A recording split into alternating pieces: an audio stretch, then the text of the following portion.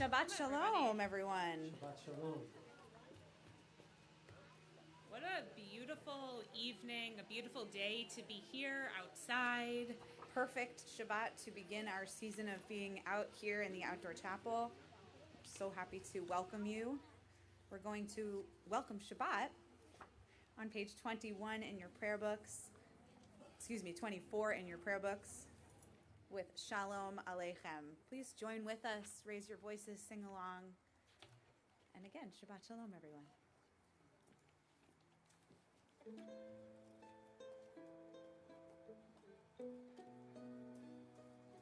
Shalom Aleichem, Malachei Hasharet, Malachei Elyon.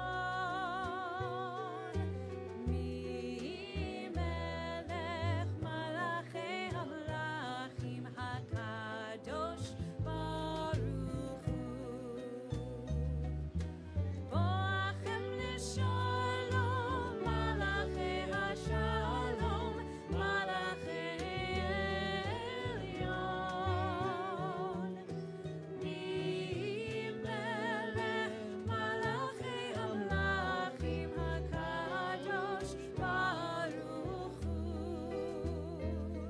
Baruchuni l'shalom, Malachei Hashalom, Malachei Elyon. Mi melech Malachei Hamlachim HaKadosh Baruch Hu.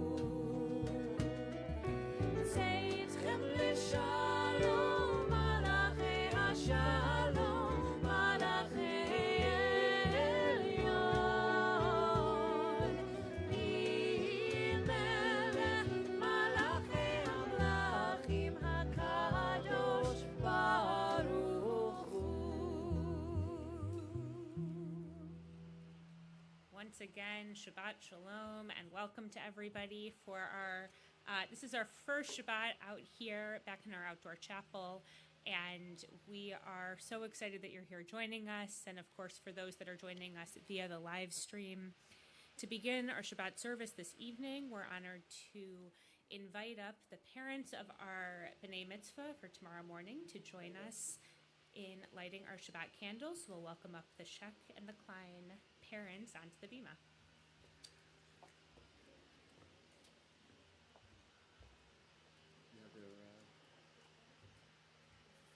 Yes.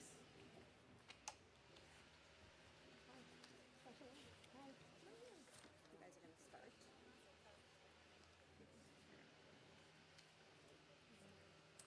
As we light these Shabbat candles, we link ourselves with the generations of our people who have kindled these holy flames. Time passes quickly, and we take this moment to pause and express our gratitude. We stand here with humility and with love for this occasion, for one another, and for being a part of this sacred community. As we participate in this age-old ritual, we embrace this moment as we move forward in the cycle of our lives. Yesterday we held our children in our arms, and tomorrow they will be called to the Torah as B'nai Mitzvah. These Shabbat candles not only remind us of the joy of this occasion, but help us see the light within another and the strength that each of us possesses. Grateful for all the precious gifts in our lives, we kindle the Sabbath lights.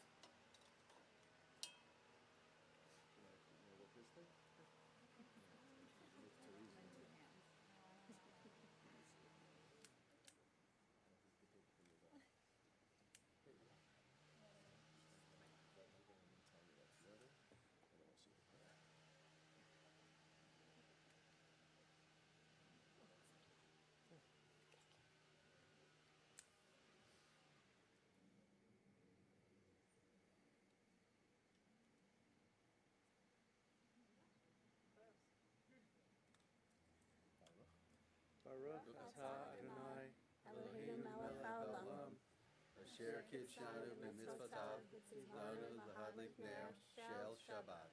Amen. Baruch atah Adonai, Eloheinu melech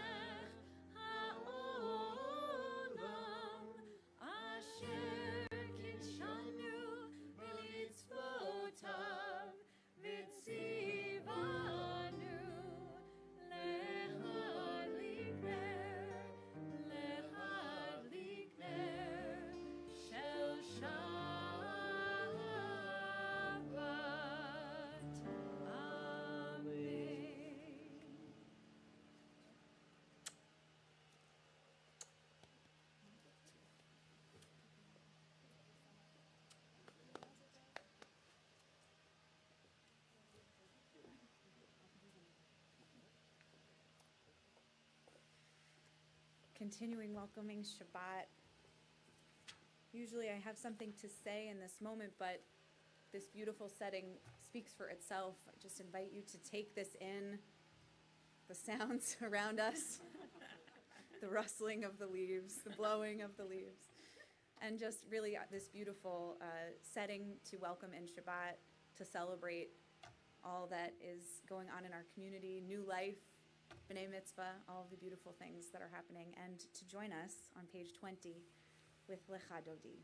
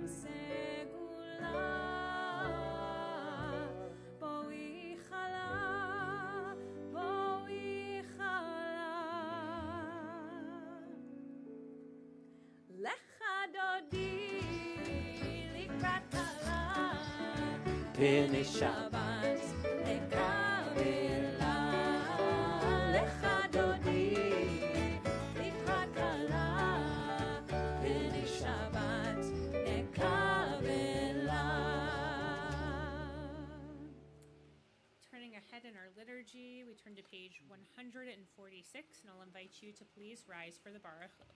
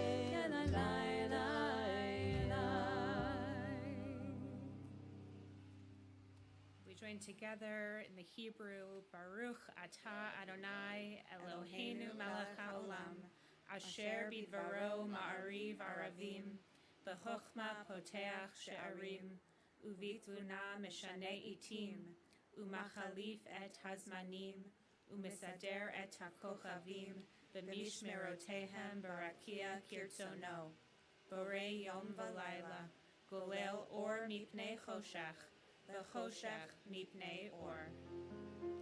ומעביר יום ובין לילה, ומבדיל בין יום ובין לילה, אדוני צבאות שמו, חי וקיים, תמיד ימלוך עלינו לעולם ועד, ברוך אתה אדוני, המעריב ערבי.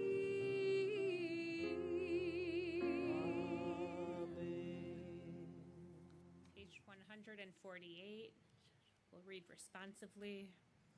In each age we receive and transmit Torah. At each moment we are addressed by the world. In each age we are challenged by our ancient teaching. At each moment we stand face to face with truth. In each age we add our wisdom to that which has gone before. At each moment the knowing heart is filled with wonder. In each age the children of Torah become its builders and seek to set the world firm on a foundation of truth. Baruch atah Adonai, ohev amo Yisrael. Shema Yisrael, Adonai Eloheinu, Adonai Echad. Baruch Shem Kevod Malchuto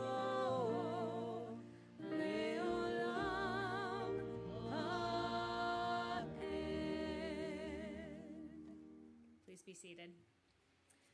ואהבת את אדוני אלוהיך בכל לבבך ובכל נפשך ובכל מאודיך, והיו הדברים האלה אשר אנוכי מצווך היום על לבביך, ושיננתם לבניך ודיברת בם, בשבתך בביתך ובלכתך בדרך ושוכבך ובקומך, וקשרתם לאות על ידיך, והיו לטוטפות בין עיניך, וכתבתם על מזוזות ביתך ובשעריך,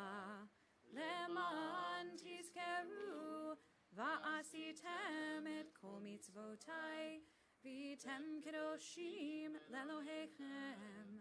אני אדוני אלוהיכם, אשר הוצאתי אתכם מארץ מצרים, להיות לכם לאלוהים. אני אדוני אלוהיכם, אדוני אלוהיכם אמת. We continue responsively on the following page, 151. We worship the power that unites the universe, a promise of harmony for all. Yet that oneness eludes our grasp as imperfection and evil abound. Before our eyes there is a vision of perfection, order, and goodness. There is evil enough to break the heart, and there is good enough to exalt the soul. When will redemption come? When we grant everyone what we claim for ourselves. Long ago we escaped the tyranny of Egypt. Our people saw the power of the Most High. We learned God's presence redeems time and event, so we celebrate this power that makes for freedom.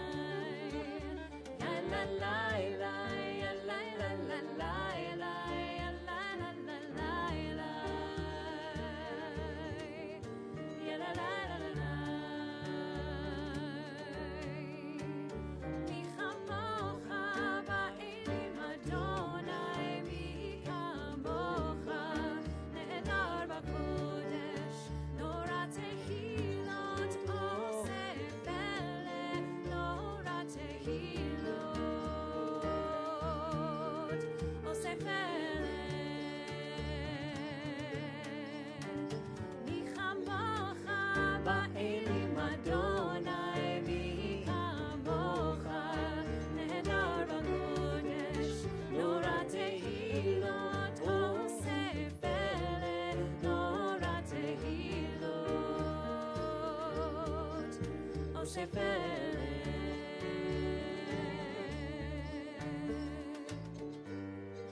Who is like you, Adonai?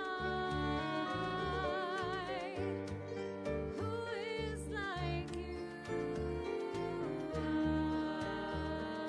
Adonai?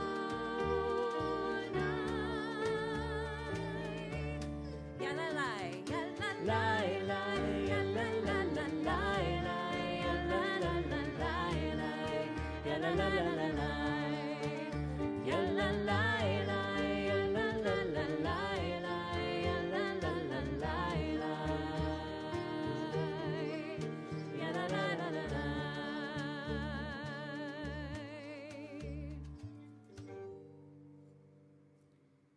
Hashkivenu Adonai Eloheinu l'shalom, v'hamidenu shomrenu l'chaim, ufros aleinu sukat shlomecha. Give us a place to rest, O God. Shelter us in the long, soft evening shadows of your truth. You are true protection and safety. In your presence we find love and acceptance. Watch over us as we go forth and prepare for us as we return. Spread over us your shelter of peace, over all we love, over our Jerusalem and yours. Baruch atah Adonai, haporei sukat shalom, aleinu ve'al kol amo Yisrael, ve'al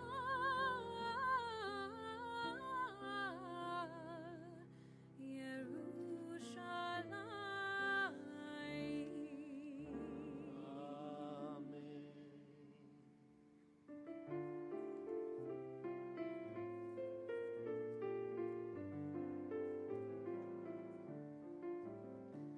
V'shamru b'nei Yisrael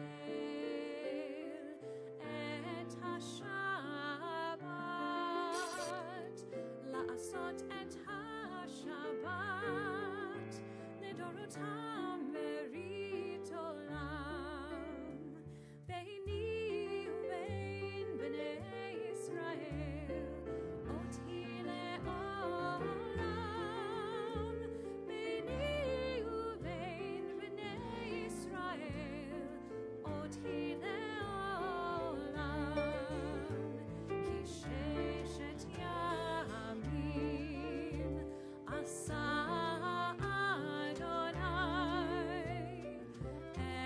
את השמיים ואת הארץ, וביום השביעי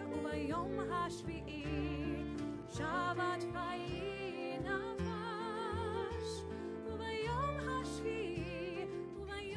השביעי שבת ויהי nefesh. I invite you to rise for the blessings of the Amidah, page 155. Adonai sefatai tiftach ufi yagid tehilatecha. Adonai, open up my lips that my mouth may declare your praise. Baruch atah Adonai Eloheinu v'Elohei avotenu v'imotenu, Elohei Abraham, Elohei Yitzchak, Elohei Yaakov, Elohei Sarah, Elohei Rivka, Elohei Rachel, Elohei Leah, Ha'el Hagadol Hagibor v'Hanora, El Elyon, Gomer Chasadim Tovim, V'Koneh Hakol, V'Zocher Chasdei Avot V'Imachot, U'Mevi Geula Livnei B'neihem, Lema'an Shemo Be'ahava, Melech Ozer U'Moshia U'Magen, Baruch atah Adonai, Magen Avraham Be'ezrat Sarah, Atah Gibor Le'olam Adonai, Mechayei HaKol, Atah Rav Lehoshia, מכלכל חיים בחסד, מחיי הכל ברחמים רבים, סומך נופלים ורופא חולים, ומתיר אסורים, ומקיים אמונתו לשני עפר. מי כמוך בעל גבורות ומידו מלך, מלך ממית ומחיה ומצמיח ישועה, ונאמן אתה להחיות הכל. ברוך אתה אדוני מחיי הכל. אתה קדוש ושמך קדוש, וקדושים בכל יום יהללוך סלה. ברוך אתה אדוני האל הקדוש. Please be seated. And at this point, we turn our thoughts and our prayers to those who are in need of healing, healing of the body or healing of the spirit. This Shabbat, we're praying for the healing of Cindy Baker, Emil Batat, Emily Berkowitz, Ada Barbara Corvelli, Alfred Marcus, Melissa Miller, Wayne Pole, Gerard Roos, Audra Gail Weiss. And to add to those names, of course, we invite you to share people that you are praying for the healing of this Shabbat, names that you're holding in your hearts. I invite you to share them out loud, if you feel so inclined, your relationship to the person. Prayers for healing.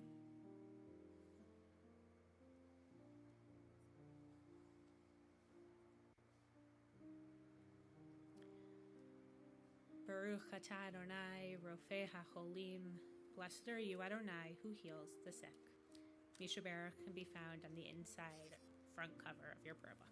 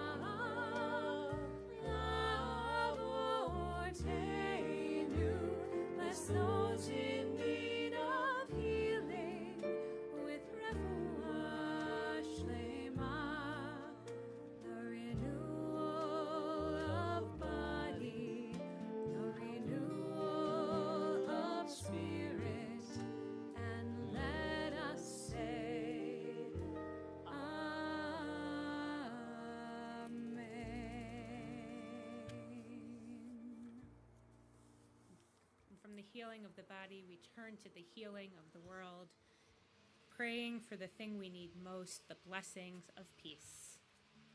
Shalom Rav can be found on page 164.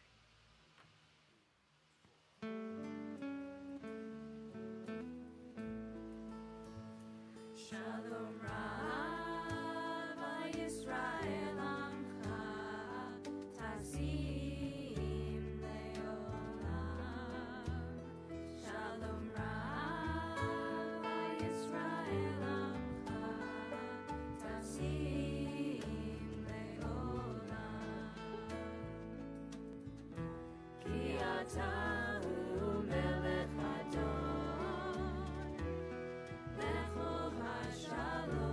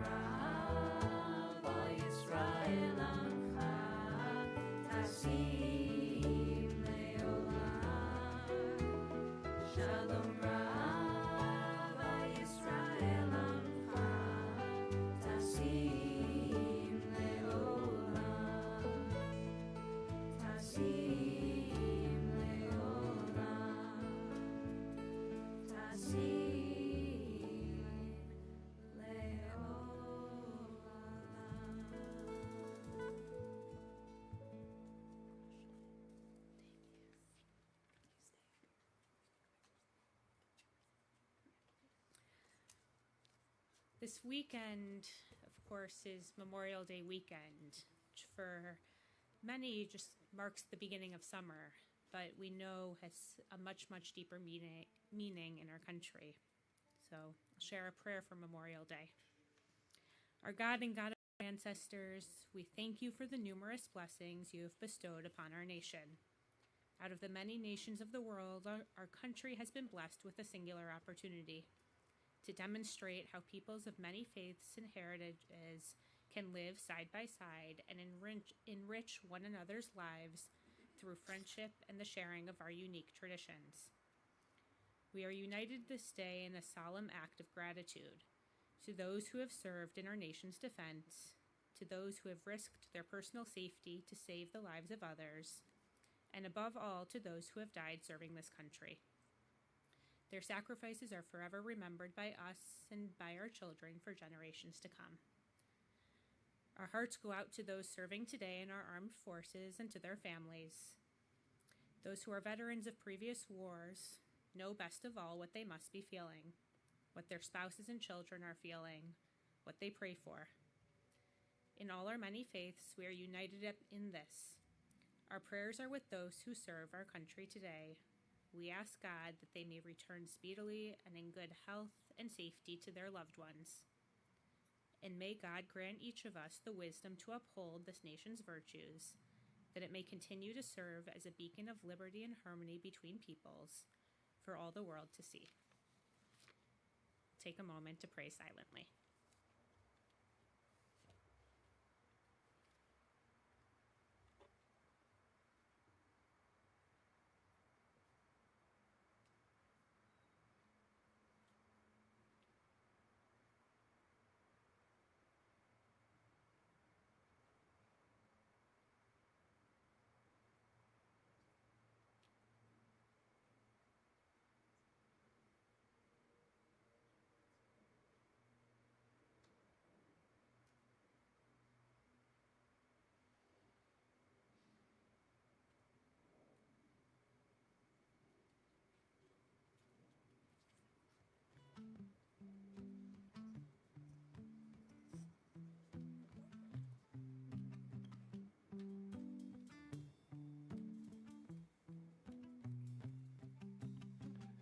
Sometimes I lay under the moon and I thank God I'm breathing. Then I pray, don't take me soon, 'cause I'm here for a reason. Sometimes in my tears I drown, but I never let it get me down. So when negativity surrounds, I know someday it'll all turn around, because all my life I've been waiting for, I've been praying for the people to say that we don't want to fight no more. There'll be no more wars, and our children will play someday, one day, one day, one day, one day, one day. It's not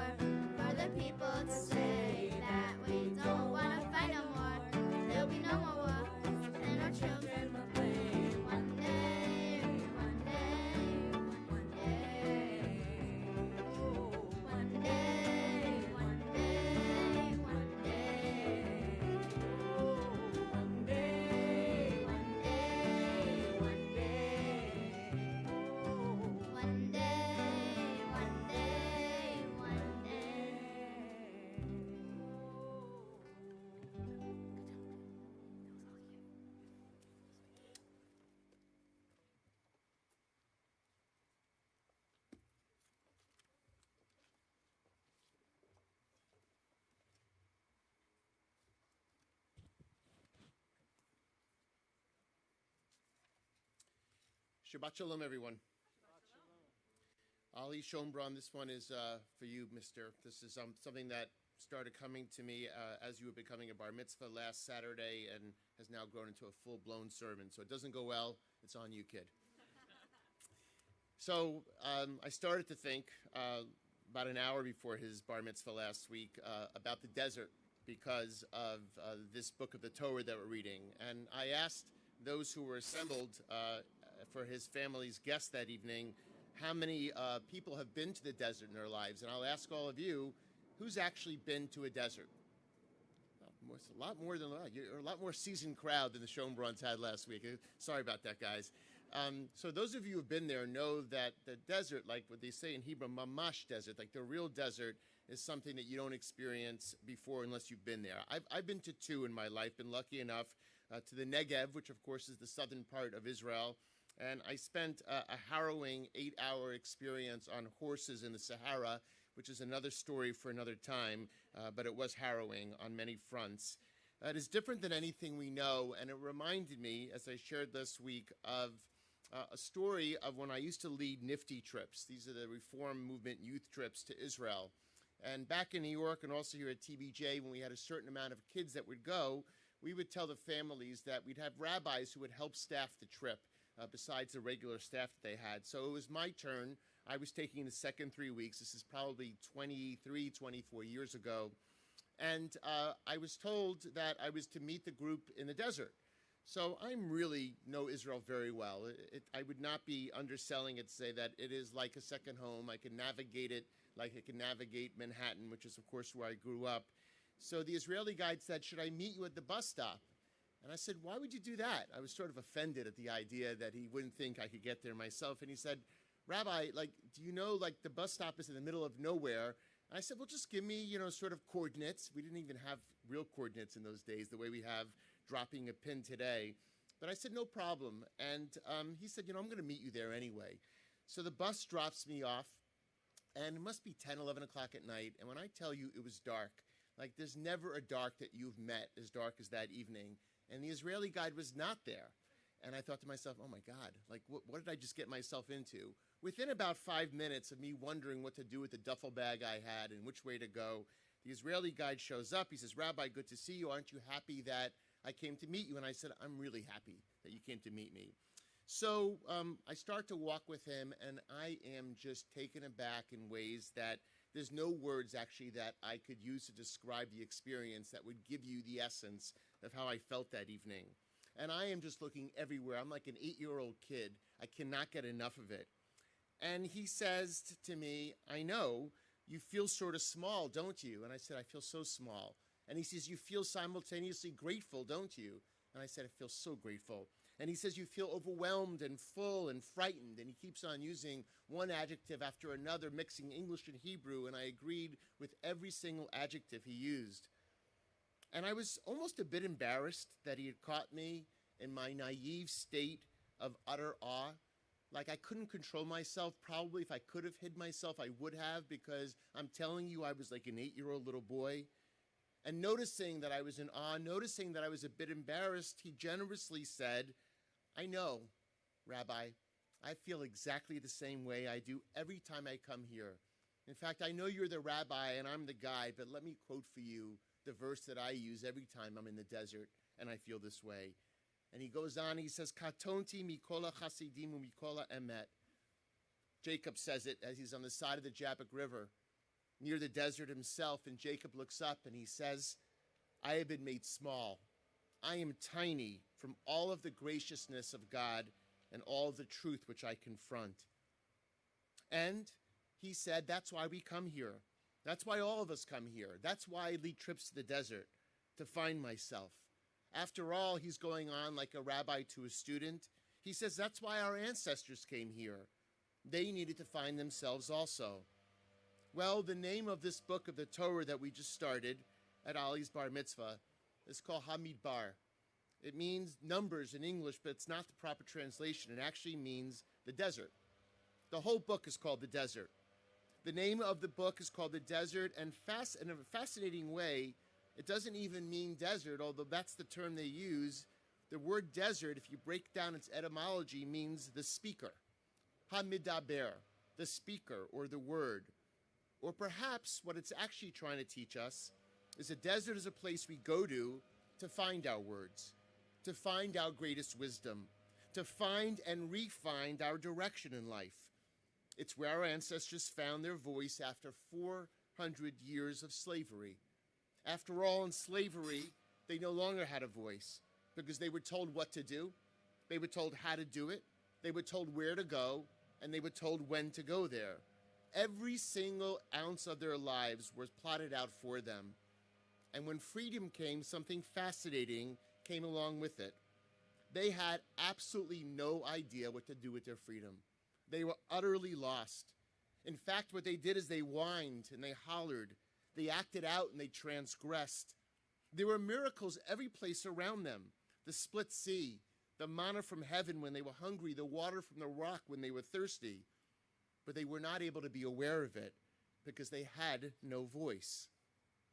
My middle child, who has no problem using her voice now in all kinds of ways that I will not describe to you, but when Talia was a toddler, she was a biter, and she was a crier, and she was a fist user. Like, I'm being called down from my office, Rabbi, there's a problem downstairs, when she was in the 3s and the 4s. Actually, a little bit younger, the 2s and the 3s. And she had what I always described as selective hearing. Any of your kids have selective hearing? Heard me when she wanted to and didn't when she didn't want to, I thought. In fact, Lauren was her interpreter. They still have a bond that's like no other because no one else understood what she needed or wanted besides her mom. Her dad got frustrated at it. She bit me a couple of times. That frustrated me more. And it turns out that when we took her to the doctor, they said, do you know she needs tubes? I'm sure some of you actually have had your kids who needed tubes at 18 months or 2 years or 2.5 years. Well, guess what? She had her tubes in and she had perfect hearing. And she stopped biting and she started talking. And she found her voice. Her parents didn't realize that she was actually not being a frustrating toddler, but she actually couldn't hear, and thus she couldn't develop her voice. And that's what the desert did for our people. The desert for the Israelite people were like tubes for a kid who needs to somehow be able to hear. They were like tubes for a kid who somehow needed to find her voice. And it took 40 years to get from Egypt to Israel, not because geographically it should ever take 40 years. If you walked, it would take you at most 2 months. But 40 years it took because they had to find their voice. 40 years it took because they had to rid themselves of the slave mentality. 40 years it took because they had to understand what it meant to find out who they were and what they were about. That journey was ultimately a journey towards finding authentic self, finding out who they were on the inside. And the question, of course, and we talked a lot about this a lot on Thursday at our Wise Aging class, is what does authentic voice mean? What does it mean to find one's authentic self? I started the last time I was out here for a sermon was right before Rosh Hashanah this past year. And I presented the most important question of the Bible. Those of you here might remember that we started the year by asking about the Garden of Eden. Adam and Eve who eat from the tree, the forbidden tree. We all know what happens. They eat from it. They suddenly know. They cover themselves because they realize they're naked, and they do something incredibly odd. They hide in the bushes. Who are they hiding from? They're hiding from God, which is the most ridiculous thing in the world. If God is omnipotent and God is omniscient, how can you hide from God? But they hide from God, and God sort of plays along. And God then goes on to ask the most important question, I would argue, in the entire scripture. God says and asks, Ayeka. Adam, Eve, where are you? The rabbis of old say this is ridiculous. If God is all-knowing and God is all-powerful, God knows exactly where they are. Like I said the other day, if I'm hiding in a bush, I couldn't hide from you. God's not asking a physical question. God's asking an existential question. Adam and Eve, where are you? Who are you? What are you about? What do you want to be in your life? Which direction are you walking in? What's your purpose for being here? Now at this holiday of Shavuot, which just ends this evening, where we receive our Torah, walking through the desert, trying to figure out who it is that we are, I ask you, with the voice from the desert thousands of years later, do we know what our authentic self is? Do we live each and every day as our authentic self? Are we using our authentic voice when we talk to each other? I know what we all do because I do it also, but underneath the rabbi, underneath the cantor, underneath the musician, underneath the volunteer, the lawyer, the doctor, the banker, the real estate person, underneath all of that, do you know actually what you were about from the depths of your insides, from the crevices of your soul, from the canyons of your spirit? You see, our ancestors couldn't get to that promised land until they found that authentic self. It was always right there for the taking, in proximity so close, but they couldn't get there until they knew who they really were. And I ask, as I asked on Thursday to the assembled crowd, why do so many of us struggle to be, well, just us? Why do we struggle to be just us? There are lots of answers. Kids are always my best teachers, and they'll say it to me. I'm scared if they actually hear who I am and meet what I'm really about inside, maybe they won't like me. Or I look in the mirror and I find out what my authentic voice is, and perhaps I don't really like what I see myself. Or I would suggest and argue that the most difficult and harrowing existential state for the human being is the unknown. The night before school, the night before camp, the night before you start your first job, the night before you do anything for the first time or the first time in a long time. The unknown scares the living daylights out of us. And to find out who you are, you have to dig further into the unknown, further into the uncomfortable, further into the disturbing. So many of you over the months, and I'm glad that you laid off a little bit because it's really hard to explain a sabbatical when you come back. It's an odd thing that a profession even has one, and some of us even feel guilty taking them, even though ultimately I do believe that they're important and well-deserved. When you asked me what I did for my month in Jerusalem, I told you I studied, and I told you I met with newspaper reporters and politicians, and all those things I did, but if you really want to know what I did for a month, is I walked. I walked 5, 10, 15 miles every single day. I made a pact with myself. It was good for health, but that wasn't the reason. I made a pact with myself that I wouldn't take a bus if I didn't have to. I wouldn't take a cab if I didn't have to. In Jerusalem, this January was incredibly mild, so I walked. And about 3 or 4 days after walking and having nothing going through my mind because everything was on my mind, suddenly I started to arise from inside. I was like, God, nice to see you again. Hadn't seen you in a while. The Beatles helped. Elton John helped. The Rolling Stones helped in my ears. But slowly but surely, I started having conversations with myself, with my 8-year-old self, my 15-year-old self, and my 25-year-old self. And I thought about my relationship with my wife and my children, my friends, with you, my congregation. I started getting back in touch with a self that was so busy as a rabbi that I'd forgotten to speak to the person that was speaking to you. You ever do that? You spend so much time doing what you do, operating, working on people's teeth, whatever it is that we do, that person is acting without remembering who it is that's directing you from the inside, making that connection between body and mind and spirit. And so I'll just leave you not with directions, but we're going into the summer. It's a good time, God willing, that whatever it is that you do slows down just a tiny bit.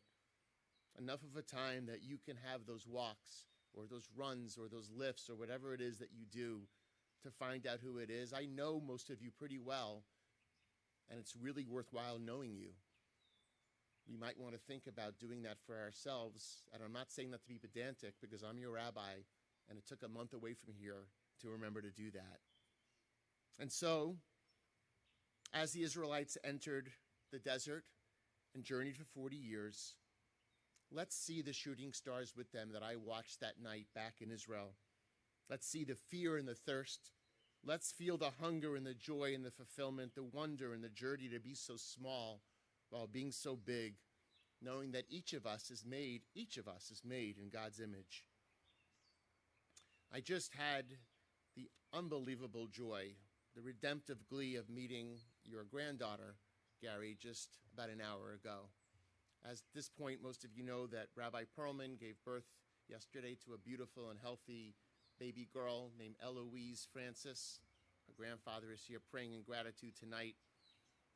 By the way, it's the first time in 26 years, I've been a rabbi that didn't wear a sports jacket or a suit jacket. I was so verklempt from the whole thing that I left my suit jacket back. So maybe this is a new trend here. Rabbi Karen's baby has started a new trend. But I've been thinking since I was together with Cantor Fishbein when the call came in yesterday that this new baby had arrived, what blessing ever possible could I bestow upon this baby of this dear, dear, dear colleague and dear sister of mine? And I thought to myself, if there's anything I could pray for Karen and for Liz and for her grandparents, is for that beautiful little Ellie, that Eloise, just to do one simple thing, to know what she already knows right now without knowing it, which is exactly who she is, that she came into this earth. I could tell you, you'll meet her. She's pure and precious and beautiful and gorgeous. And somehow, if her parents just allow her to continue to be herself, for all of you to cultivate those boys who are on their phones right now, hi guys. If you just cultivate them to be themselves, even while they're going through the period where their noses are in their phones all the time, that's actually the greatest gift we can give to our kids. Not to make them us, not to make them anyone else, but just let them be in touch with themselves so they could be in the midbar, in the voice, in the word, in the desert, the cultivator, the star shooters that help us find our own voices. May that happen for all of us with God's will and God's speed. As together we say, Amen. Shabbat Shalom, everyone. Continuing with our service, we turn to the middle of page 282. We ask you to please rise as the ark is opened. Aleinu.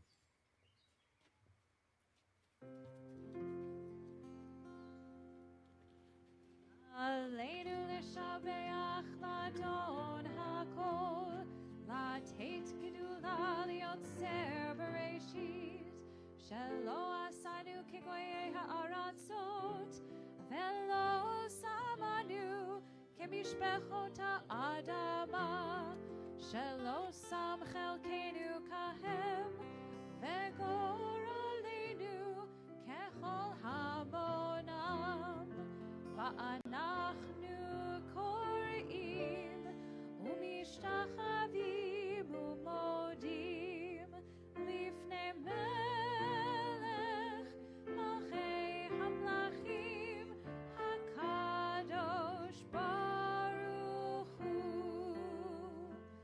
v'ne'emar v'haya Adonai lemelech al kol haaretz bayom hahu yeh Adonai echad u'shemo echad.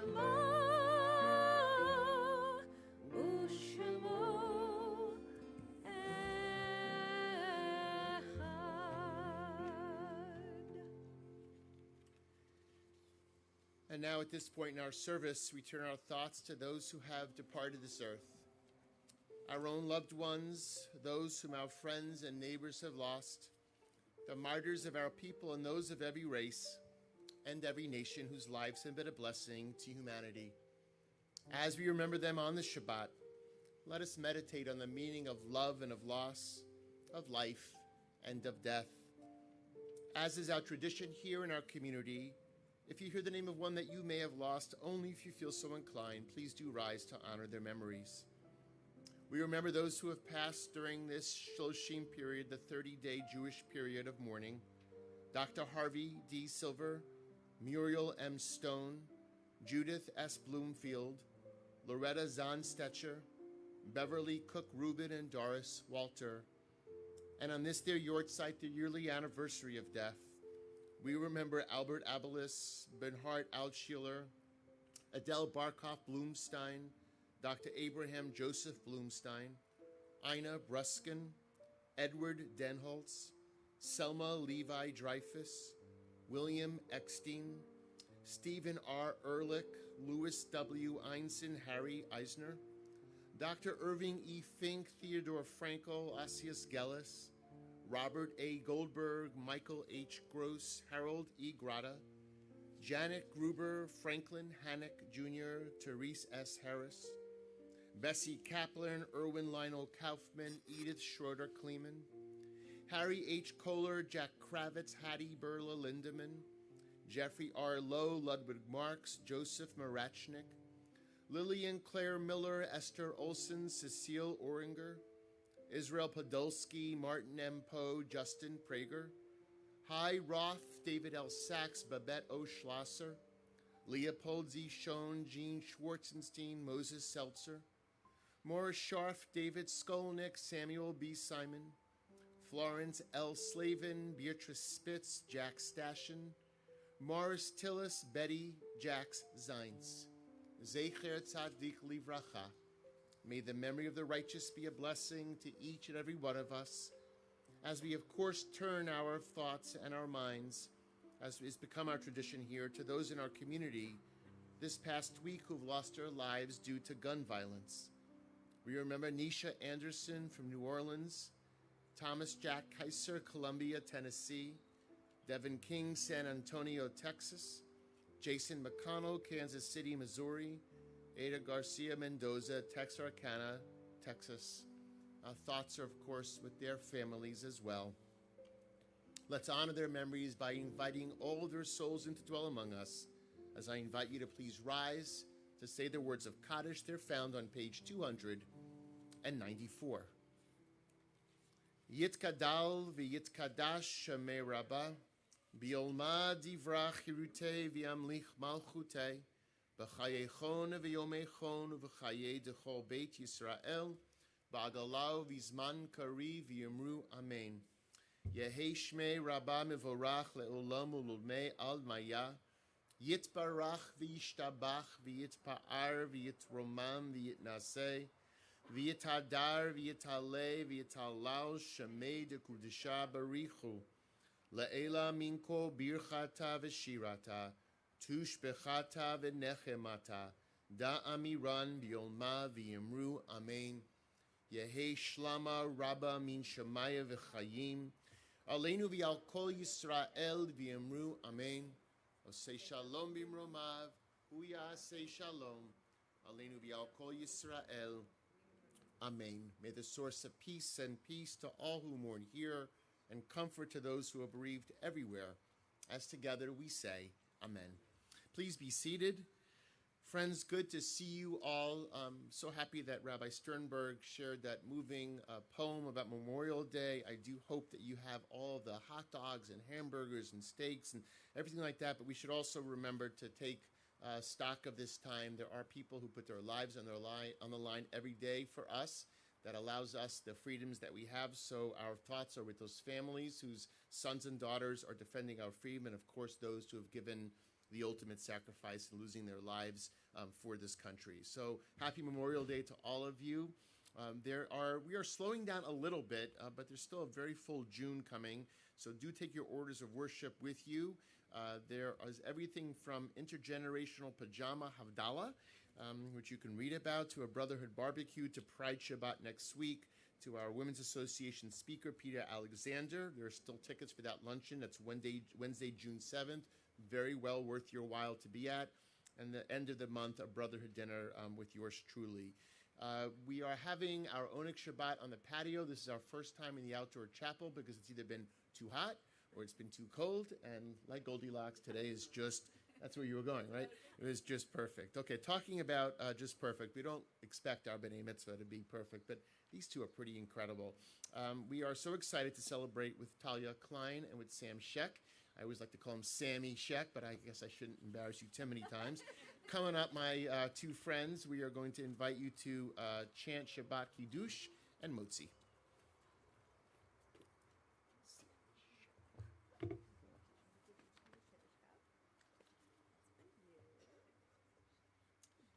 Yes, I should tell you the important fact that these are Kiddush cups on behalf of our Brotherhood and Women's Association. And I could tell you lately I've been doing wedding after wedding where these show up under the chuppah after many years. So I'm not pushing you to weddings, you guys, yet. but we are excited for you to use those cups a lot. It also comes along with each of you gets a certificate for actually quite a lot of money here to encourage you to go on one of those Israel trips I was talking about when you're 16. And this is like a third of that price off. So you should consider it. And if enough of you go, we'll join you. Yeah. Okay. Baruch atah Adonai Eloheinu melech haolam borei peri hagafen. Amen.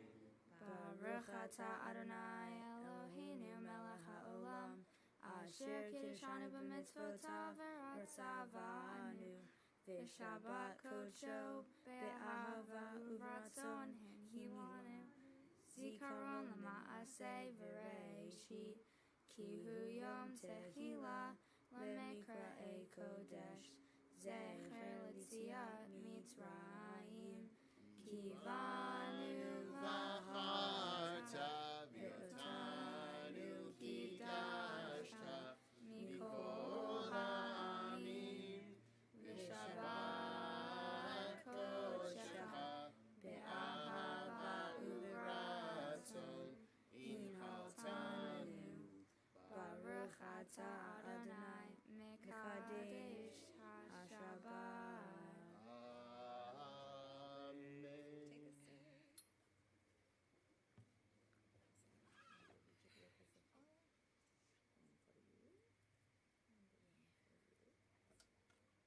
Take a seat. Baruch atah Adonai Eloheinu melech haolam hamotzi lechem min haaretz. Amen. Great job, guys. Is that good? Thank you. We're going to bring our service to a close in honor of Memorial Day, this beautiful night, and this beautiful community, America the Beautiful. You can find the words on page 377. We're going to sing the first two verses. Please join us. Take it away. Oh, beautiful for spacious skies, for amber waves of rain, for purple mountain majesties above the fruited plain. America, America, God shed God's grace on thee, and crown thy good with brotherhood from sea to shining sea. Oh, beautiful for heroes proved in liberating strife, who more than self their country loved, and mercy more than life. America, America, God shed God's grace on thee, and crown thy good with sisterhood from sea to shining sea. Shabbat Shalom. Happy Memorial Day, everyone. Shabbat Shalom.